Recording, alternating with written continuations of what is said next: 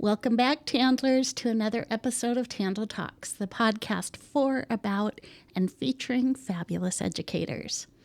Here we dig into the real stories, real strategies, and real classroom wisdom shaping teaching and learning across our district.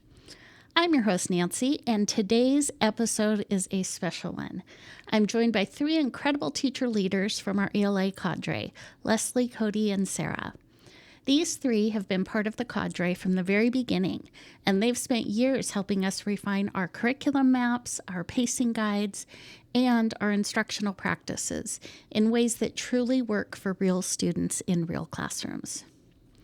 In our conversation, we talk about the power of early year routines, the importance of building classroom community, and the thinking behind our new K-1 learning launch.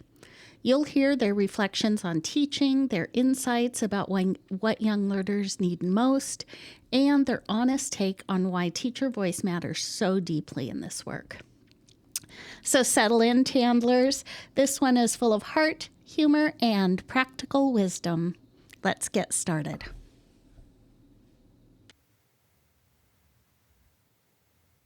Today, I am here talking with three members of our ELA Cadre. Could you please just introduce yourself and tell us where you work? Leslie Porter, and I'm at Mountain View Elementary, first grade. First grade. Kodi BeVelle, kindergarten teacher at Pope Elementary. Sarah Simon, first grade teacher at Woodland Elementary. And you all have been on the cadre since the beginning, I think, right? You've been doing this work for a long time. Yes, ma'am. Thank you for your leadership. I always like to start out with this question. Can you tell me about a teacher who has had an impact on you? So maybe it's a teacher that you had when you were a student, or a colleague now, or just a teacher who had an impact on you. Well, I guess my first one that comes to my head is my mentor teacher from when I student taught in this district. Carla Butcher just helped round me out and teach me things that are very helpful, and I still use them. And it's funny because I hear her going down the hall saying some of the things she used to say that now I say, and yeah. My mind goes to my first grade teacher who was just the kindest person and made coming to school feel like a safe and exciting place to be, and made learning become just a joy and not a job. And for me, it's my fifth grade teacher, Mrs. Honeycutt. She was just a very organized and a very intentional teacher. She didn't rush through the curriculum. I felt like she was very intentional in making sure that we understood, and took some days to just reflect and make sure we could be ready to move on, but yet be organized in that fashion and make it funny and make it meaningful to us, as fifth graders need that too. I love these stories because it shows how important teachers are forever and ever, right? We have really strong memories from when we were kids or from when we were student teaching. And sometimes we forget that in our day-to-day life. But the work that you're doing every day in your classroom is just so impactful. So thank you for the work you do, and thank you for sharing your stories. So when you think about the beginning of the school year in kindergarten and first grade, what comes to mind in terms of what kids need most in those early weeks of school? Structure. Structure is key with new kindergartners, learning a routine and learning that we do things a certain way at the same time every single day. It helps them to thrive, and it helps me to keep my head above water. They need practice. They need lots of reminders and visuals and physical ways of practicing those skills. Some of them come with great experience in kindergarten, and some of them come with not a lot. And so when they come to first grade in my world, they come with different levels of it. So they need extra practice and structure to get them to be on the same playing field so we can be successful in our instruction.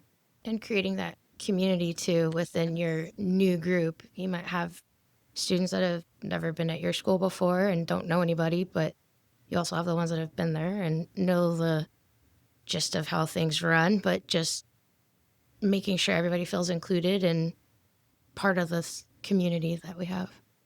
Relationships, that was the other thing I was thinking about, is just starting from day one to build that comfort and familiarity. How do those two things go together, that structure and those expectations and classroom community? How are those two connected? Well, it starts with the routine of establishing your classroom, like with your community circle or your whatever you do to create that sense of belonging and that sense of classroom. We start with a classroom. Our class is a family, and so we create early on to know that we're all part of the same class, the same family, and we're here for each other and to learn and grow and to build those character traits along that with our learning. And it's part of what makes it successful is because they'll come back to it later on and be like, well, we're a family. And then referring to that structure that we established within that community circle daily is a piece of it that builds upon that. And when you work with them to build like collaborative expectations together, then they can help hold each other accountable for behaviors and choices that are made. And it gives everybody a voice in the classroom and everybody's on an equal playing field. It's not, I'm not in charge and you're all reporting to me, but rather we are a community, we're a family, and we can work together to find success. And like everybody needs to feel safe in order to learn. And so by creating all of those things that you've just talked about, everybody will feel safe and then we can start to thrive with our learning as well. So we are revising the Core Connections pacing to build in a more intentional strategic start. And we're thinking about calling it K1 Learning Launch. I love anything with alliteration. I make my team a little crazy because I'm got to come up with a name, Learning Launch. So the work that you've been doing this morning and this afternoon is exactly that. And this is based on feedback we've gotten from teachers, right? Teachers have told us when we start that pacing, the strong academics too early in K1, they just need a little more room.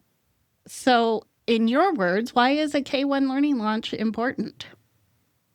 I think it's like an older saying in education, but we have to walk so we can run. And I think that is, or maybe crawl so we can run eventually. But I think that for kindergartners, that is so true, that if we set high expectations for behavior and choices and ownership and accountability and all those things that we need to take time to really intentionally do at the beginning of the year, then those things become second nature and just become the baseline of expectations in our classroom. And that allows us to thrive in our academics later on in the school year. Yeah, 100%. I teach with some really experienced teachers, and, one of them always says, well, I'll have them trained by this date, because if you train them to be successful in following routines and structure, you're going to be a lot more successful at getting to the nitty and gritty and the fun and all those pieces. But if you have some that are just dragging along, it's going to take a lot longer to get to where you need to be. And so that routine helps us get to that place and to be learning all together. And I feel like part of the pressure is off of us as teachers. Like, oh my gosh, the pacing guide is starting. We have to start now with curriculum. I have to go. Whereas we can kind of go into it at our own pace to build these foundations that we need before just diving right in. Sorry. I was just going to say, I remember at the beginning of this year feeling like, oh, we're ready to start curriculum and it's not even time yet on the pacing guide for certain things. But because of the group I had and just learning your students, little idiosyncrasies, I knew we were ready. Where some years I might think, oh, I need another week before I'm ready to start teaching this piece of curriculum. But having some flexibility, I think, makes it more possible. In my mind always goes to what does research say? So when we went to college, for how long ago that was, we had a lot of different theories on how we should teach, but a lot of us walked away with a beginning of the year book, like Harry Wong's first 6 weeks of school, or I had a responsive classroom on the first 6 weeks. And how we intentionally plan our instruction in those beginning days matters long term. And it's been proven by research over the years, no matter where the pendulum is swinging, It's kind of what we know and what we see and what we feel in the classroom, that we have to start with intention and not just snap right into curriculum. Or there's good things about parts of the beginning of the year curriculum too, but we have to do it with intention and what's appropriate for those kids in K1. And we have some anecdotal evidence too. We talked about that a little bit today in our meeting about, the behaviors being more escalated because we feel that we've jumped into curriculum or our pacing has been too rigorous or too intense right off the jump. And so really kind of rolling it back and thinking about being more intentional with that, I think we'll see some good success. Oh, yeah, because kindergartners, some of them coming in with, I haven't left my house. Like, I only know my family. And all of a sudden I'm in school all day and they need to learn how to school. This is my first day without a nap. Yeah, right. This is my first day with not being able to eat a snack whenever I choose, some of those things that as adults we maybe take for granted, or this is my first time leaving my mom, or, whatever it is. So. And for kindergarten, it's a full day. That is, for some of our kiddos, well, for lots of little kids, but especially those kids who haven't had out-of-home experiences, who don't go to Sunday school or summer camp or whatever.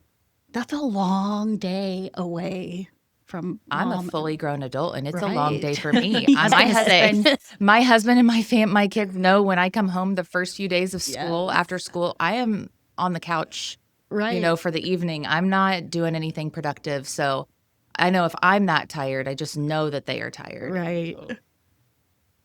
So have you experienced challenges in the past when you jumped into full pacing too quickly? I don't think I've jumped into full pacing. Yeah, I've been a bit of a rule breaker Yeah. and not done that to myself. No. So, but I've seen in other classrooms, Right. just, with my peers who have struggled. Yeah. I think it's professional judgment, right? Like, I'm not avoiding the curriculum. I'm just pacing it in a way that's best for 6-year-olds. And I think that, sure, there's times where I've taught a concept that's in the first couple of weeks and I'm like, whoa, we have to take that little baby step there because they are not ready for this. Or on the flip side, there are some years that they come in rip roaring ready on an area, because those first, at least in skills, is a review of kindergarten skills, and some areas in math too, they're reviews, and they're ready for a little bit more, and you just know you can dig a little deeper in some areas, and that's a great bonus too. But yeah, when you jump too fast, it's nice to think about that and reflect and to think about it differently next time. What I like about the idea of the learning launch is that I won't feel like I'm starting behind.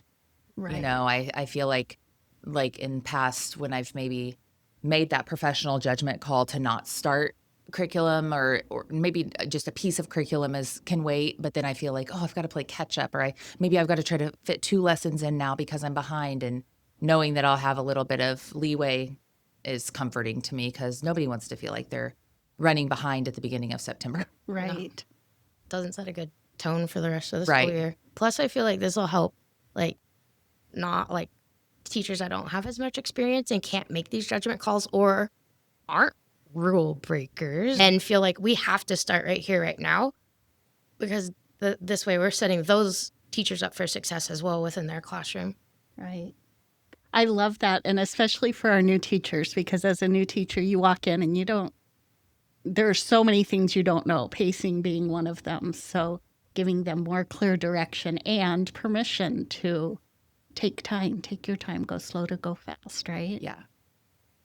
So what are some of the big ideas or priorities we want the K1 Learning Lunch to support? What do we want our K1 teachers to really be digging into those first few days of school?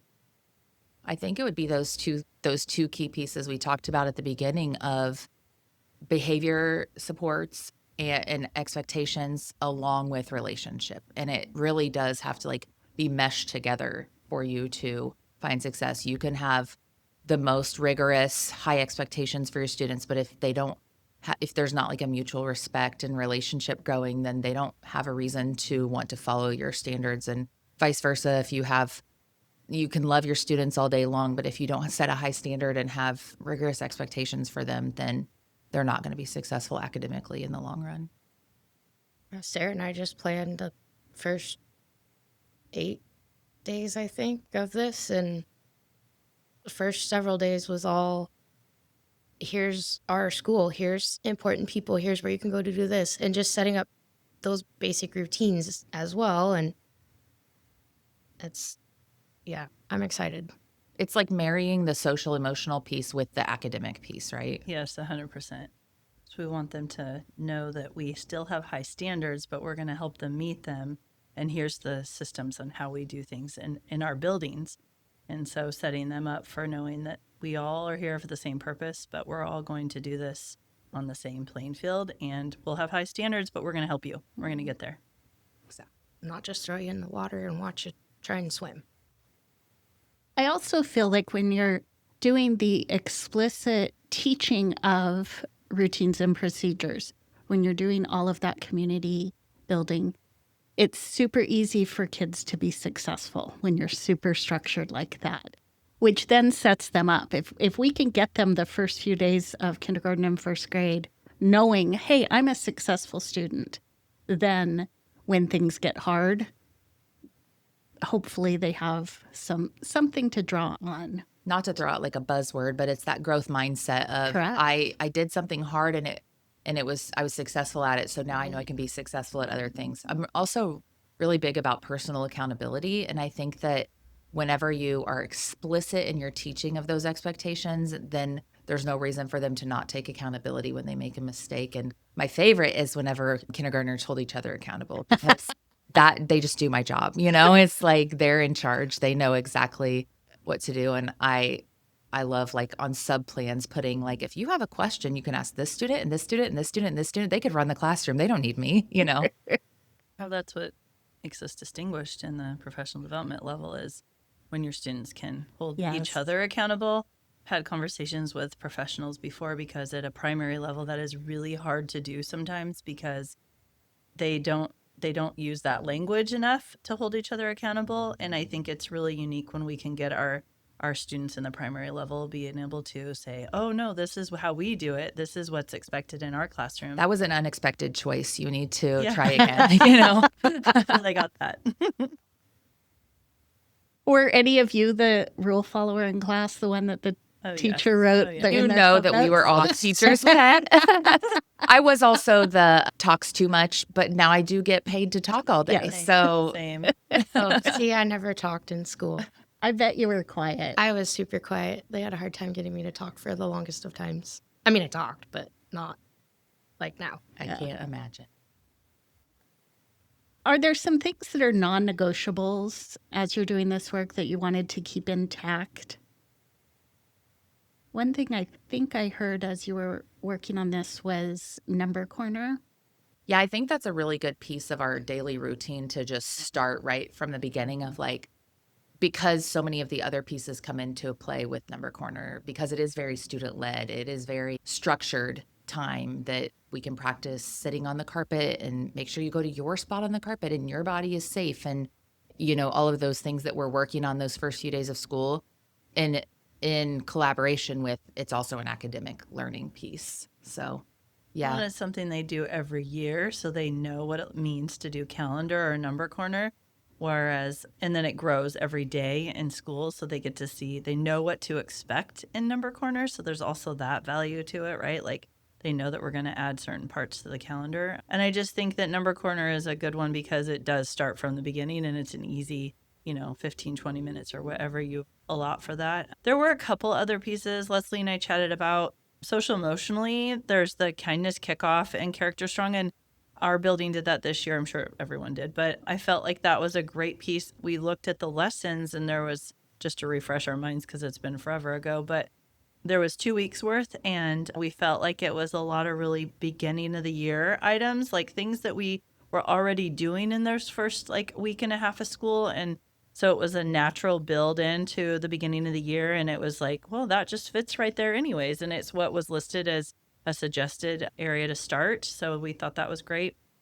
I don't know anything else certain to start, but obviously just start to teach, like, what does it look like to do a math workplace, or what does it look like to do, a certain part of the curriculum that we already teach. And those just come with routines and expectations, but using that language that carries through those curriculum pieces. A non-negotiable for me every single day, which does start first thing, the first day of school, is a read aloud. And I'm very strategic with my read aloud choices. And I don't even know if that's something that's true across my grade level or in my building. But for me personally, read aloud is the very core of our day. It's how we start every single day. And like I said, I'm strategic in choosing social emotional focused books. So that first week of school, I have, probably 10 read alouds that I try to do in those first 10 days. And those are very consistent and important to me and really set the tone for our classroom and what we expect. Like our class is a family, or we don't eat our classmates is a really funny one about, just treating each other with respect and kindness. So I would say the read aloud is something that is always going to be happening in Mrs. BeVelle's room. Well, and in our kindness kickoff, we have a letter from your teacher. And so, yeah, right there with you.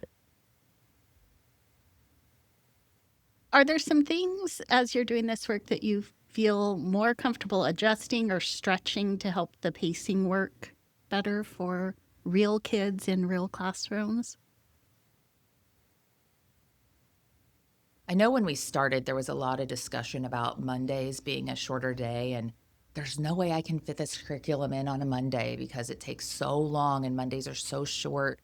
I think since then, I personally have really come to prioritize the curriculum that we do for ELA. And I always tell people who ask, like, what's kindergarten like now? I'm like, the most important thing I do is teach kids to read. So if we have to maybe put other things, as a lower priority, every single day we are doing ELA.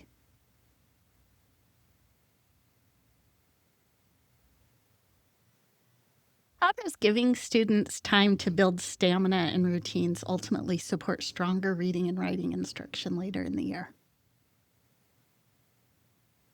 Shows them that they can, I can't do this, I can't do this. And by starting off with like reading for 1 minute, and then all of a sudden they're at to 20 minutes and just building their confidence with that just by starting at that very beginning. Because again, some of them have never, even maybe, hopefully not, but never held a book by themselves. Right. So just starting off with those little baby steps and just increasing it. When you think about the K1 Learning launch happening in all of our classrooms next September, you've talked a little bit about this, but how do SEL instruction, relationship building, and routines all go together with the academic piece? It's just so intertwined in everything that we do. I feel like in kindergarten, all day, every day, we are doing social emotional learning and academic learning, congruent, I guess. Whether that's learning to have a safe body when we're sitting on the rug for our number corner time, to, standing in line in a safe manner and lining up in number order, those little pieces that we just do all day, every day, I feel. Yeah, they're super entwined, and the safety for everybody so that they do feel that they can learn. And I mean, it's all right there. And everybody having a voice, everybody gets a turn to shine. Everybody, if it's not your turn this time, it might be your turn next time. Learning to have patience, learning to celebrate other people, all of that is closely entwined with our academics. I think that it carries across the building too, right? Like when we talked about this, we talked about how in the beginning of the year, our building has building-wide expectations that we kind of have to hit on. Like, what does it look like to get off the bus in an orderly manner? So we do a little 6-minute spiel about that. What does it look like to be in the lunchroom if that applies to you? What does it look like to go to use the bathrooms before recess? And what are the expectations in there? So we're not only carrying like those social emotional expectations, but we're weaving them into the routines of what our building looks like. So we're carrying that social emotional into building wide things and looking that into specialist spaces. And then specialists are bringing social emotional into those classrooms. And then that comes back into like, how does it flow in our classroom too? And so I think it's all cohesive. And in a building, we've worked hard to create those pieces, but it does flow into pieces that we teach with curriculum as well. And whether that means in a morning meeting in the morning and an end of the day closing community circle, that we piggyback some of that conversation that we had at the beginning of the week or the beginning of the day. Leslie and I talked about different strategies we've used to carry on those social emotional lessons. We've used them in bingo games. We've used them in challenges that our communities and schools people have started in our buildings. All of that is important, right? Because it creates that sense of community in the whole building and in the classroom, and it carries home and it carries to the office. And when we're all on the same page, having the same wide conversations around expectations and around who we are as character and socially, I think that it shows that we're creating better humans and we're creating better community members and we're creating better children that are going to just grow up. I think that as you're speaking, I'm thinking of the word culture. It's Yes. just creating that culture where everybody belongs. And we talk about that sense of belonging being so key to students' learning and student success. And the culture at Pope and the culture at Mountain View and the culture at Woodland are all different, but they all have a community culture in their building. Totally. Good work. Such a big responsibility as K-1 teachers too, right? You really are building the foundation in every area, in SEL, in how do I behave around my building? I'm going to learn that in K-1, and that's going to look very similar as I move up the grade levels. So, And hopefully it carries forward as they move up. right. As we're doing this work, not just today's work, but the work that the ELA Cadre has done for several years now, why is teacher voice so critical? I think teacher voice is critical because of the perspective that we have. We all took, most people who work in education have taken similar classes and professional learning and all of the things. But if you have, I talk about this a lot with friends and coworkers. If you haven't been in a classroom even in the last 5 years, you haven't been in a classroom.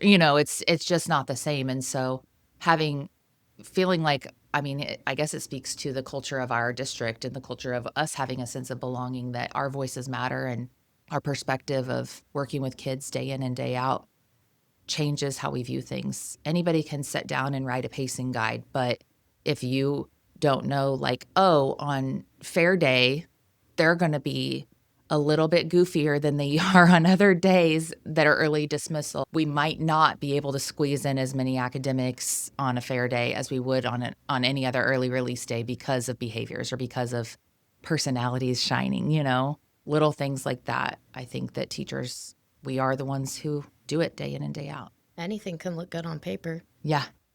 I think you also have more buy-in when you have a voice, right? Like, people who have felt like they had a voice in what you're doing are going to have more buy-in to applying what you're asking of them. And so I think it's important to hear the voices, just like in our classroom. You're probably talking to some of the biggest fans of our ELA curriculum because we have had the opportunity to understand the why behind it and develop some of the procedures around it and those things. So I say all the time, I could sit down here in my office and create all kinds of pacing guides or whatever. And you're right, I'm not teaching. I'm not teaching right now. I don't know the ins and the outs that you all know. And so I love having teacher voice creating this. And I think also the feedback that you use all the time for the curriculum maps and the pacing guides from not just our team, but from all of the teachers out there. When they fill out that form and put their feedback in, we really do look at that and you consider Absolutely. that, right? I was just going to say that as you were saying that, I think that we found that not much feedback had been given in like a big chunk of time for the grade level that we were analyzing. And we were like, well, is there something else we need to change, or is there an opinion? But unless people are filling out that feedback form, when you look at the curriculum map, there's like a little link that says, click here to give your feedback. We highly recommend people give that, even if you're just like, this little thing needs to be tweaked, or what do you think about deleting this lesson, or I added this to make this a better lesson. I think all of those things are valid because the teachers are the experts, right? Yes. And at the end of the day, it's only so many people that are able to be on the cadres and apply their professional judgment. But we would love And we value those people that are actually doing the work day in and day out to give their opinions about it or their feedback or all of that, good or bad. Like, we value all of that feedback. And first grade teachers have been slacking. We haven't had much to I talk wasn't trying about. to say it was us. I'm saying We it's love us. feedback. We love it. Or maybe you just have all of the pacing down you just perfect. It's so well. Perfect. We love feedback. I think also as someone who's a part of a pretty large team, I'm one of 5 kindergarten teachers in my building. I take for granted that I pop next door, pop down the hall and get feedback from my peers, but some buildings don't have that. There are some buildings where there's only 2 teachers at a grade level, and they, could become an echo chamber. So having our district team, our cadre team that comes together with the district, but also everything that I do here is a product of what I learned from my team too. So I think there's a lot of voices at play, and that's valuable. Totally. Same. What's one hope or piece of advice that you would offer as other teachers begin using this revised pacing in the fall? I guess mine would just be the same thing we would probably tell our students is like, I know it might not make sense. You might not understand the why, but just trust the process and be open to learning something new and trying something new, because if we never try anything new, we'll never grow. So even if it's be comfortable being uncomfortable, maybe would be my piece of advice. That's a big thing. That is a big thing. I know Leslie and I looked at ours, and there is a wonky thing in the very first 2 weeks of school.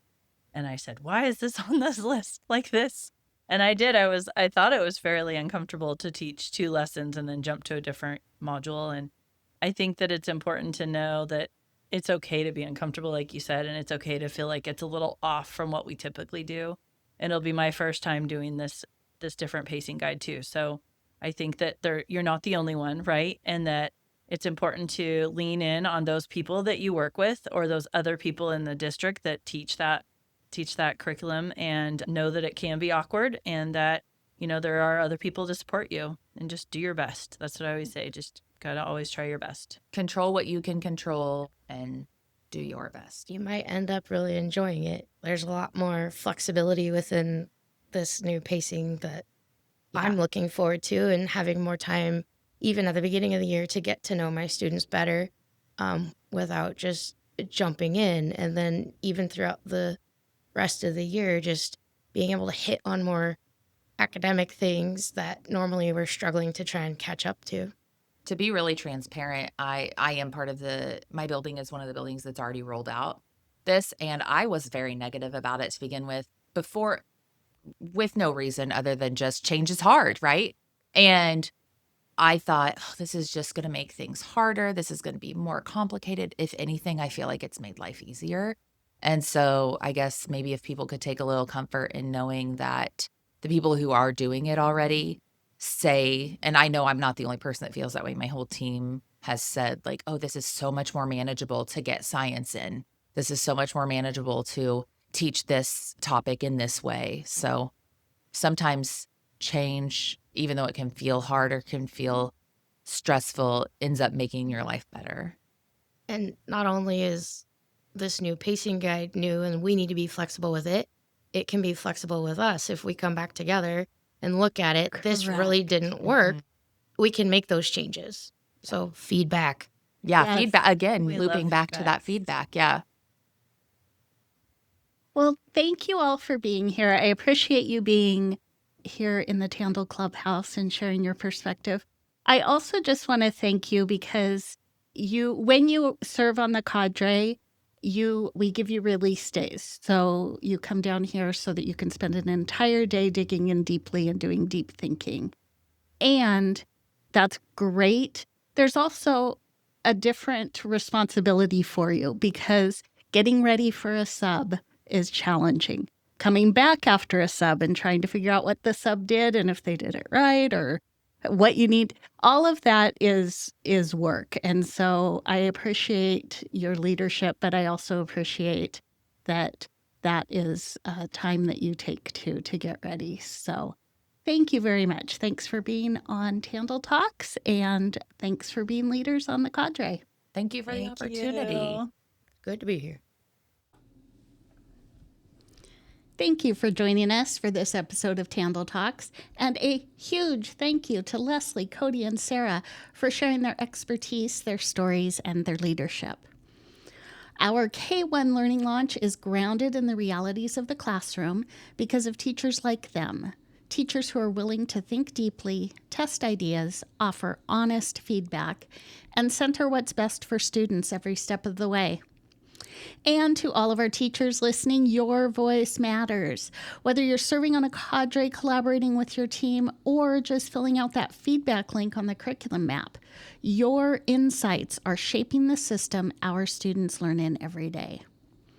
If you enjoyed this conversation, be sure to share this episode with a colleague and tune in for future episodes as we continue learning together. And as always, be sure to follow TandL Talks on Spotify, Apple Podcasts, Amazon Music, or iHeartRadio so you never miss an episode. Thanks for listening, Tandlers, and thank you for all the work you do every day for your students. You are appreciated. We'll see you next time.